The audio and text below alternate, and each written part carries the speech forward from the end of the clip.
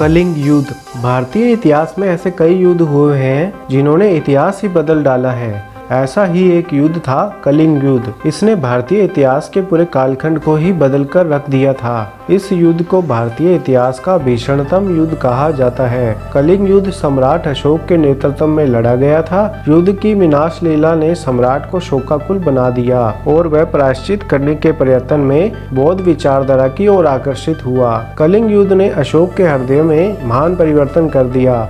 उसके हृदय मानवता के प्रति दया और करुणा से उद्वेलित हो गया। उसने युद्ध क्रियाओं को सदा के लिए बंद कर देने की प्रतिज्ञा की। यहाँ से आध्यात्मिक और धर्म विजय का युग शुरू हुआ। उसने बौद्ध धर्म को अपना धर्म स्वीकार किया। सम्राट अशोक ने कई राजाओं को हराकर अपने राज्य का विस्तार किया। उन दिनों कलिंग का राज्य भी मगध राज्य के समान प्रसिद्ध था। 4 साल तक युद्ध हुआ, लेकिन कलिंग के राजा बहादुरी से लड़ रहे थे और सम्राट अशोक जीत नहीं पाए। 4 साल तक युद्ध हुआ, लेकिन कलिंग के राजा बहादुरी से लड़ रहे थे और सम्राट अशोक जीत नहीं पाए। कलिंग वासी बहुत वीर थे। वे अपने राजा और अपनी जन्मभूमि से बहुत प्यार करते थे। अपना राज्य बढ़ाने के लिए सम्राट अशोक ने कलिंग राज्य पर आक्रमण कर दिया।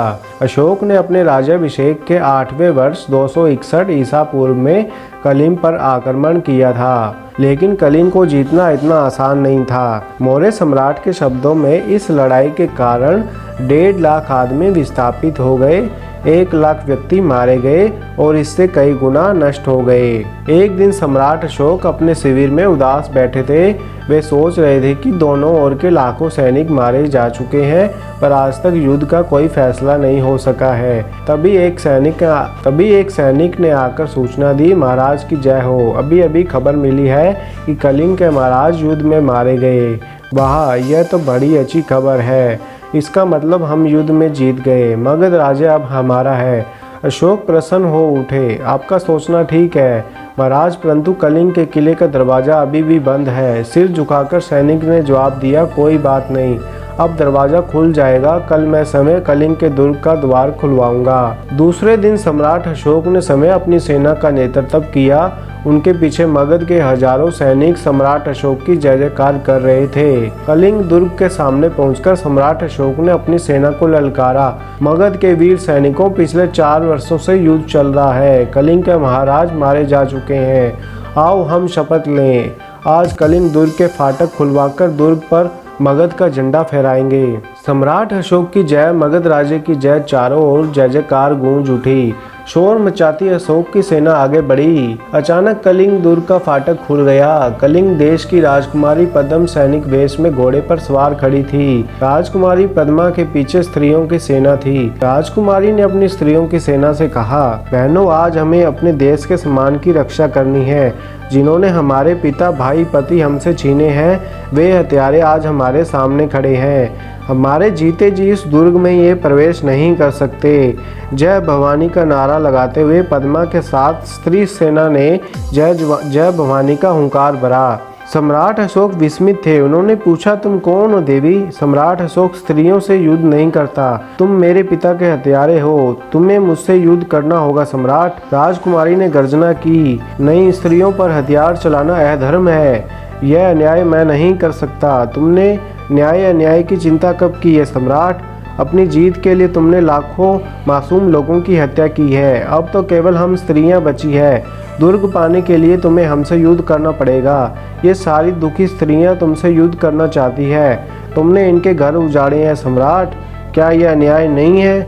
पद्मा की आंखों से चिंगारियां सी छिटक रही थी।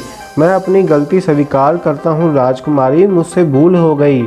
आप जो चाहे सजा दे दें। तलवार फेंककर अशोक ने सिर झुका लिया। नहीं, तुम्हें हमसे युद्ध करना होगा। उठाओ तलवार सम्राट अशोक। नहीं राजकुमारी, आज के बाद यह तलवार कभी नहीं उठेगी।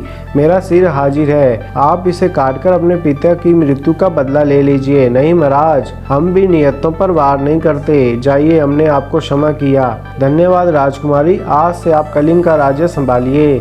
मगध और कलिंग दोनों राज्य मित्र मिलकर बनकर। नहीं महाराज, हम भी नियतों पर वार नहीं करते। चाहिए, हमने आपको क्षमा किया। धन्यवाद राजकुमारी। आज से आप कलिंग का राज्य संभालिए। मगध और कलिंग दोनों राज्य मित्र बनकर रहेंगे।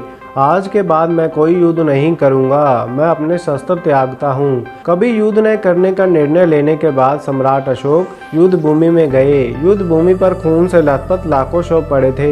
हजारों घायल पानी पानी कहकर तड़प रहे थे, कराह रहे थे। उनकी यह दशा देखकर अशोक का दिल भर आया। राज्य पाने के लिए उसने कितने लोगों की हत्या कर दी। अशोक का हृदय बेचैन था। तभी उसने देखा कुछ बौद्ध भिक्षु घायलों को पानी पिला रहे थे, उनके घावों पर मरहम पट्टी कर रहे थे। अशोक उनके सामने घुटने टेक कर बैठ गए।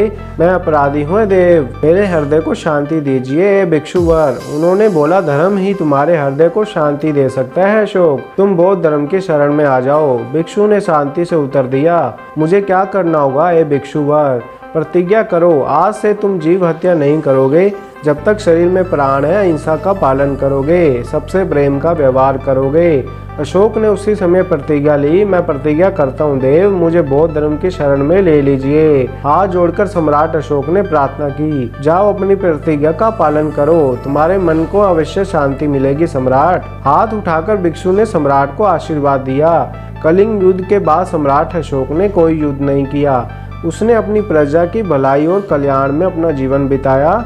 शांति और अहिंसा के धर्म को देश भर में फैलाया। इतना ही नहीं, उसे दूसरे देशों तक पहुंचाया। अशोक के राज्य में प्रजा बहुत सुखी थी। समय सम्राट वेश बदलकर अपनी प्रजा का दुख सुख जानने घर घर जाते थे।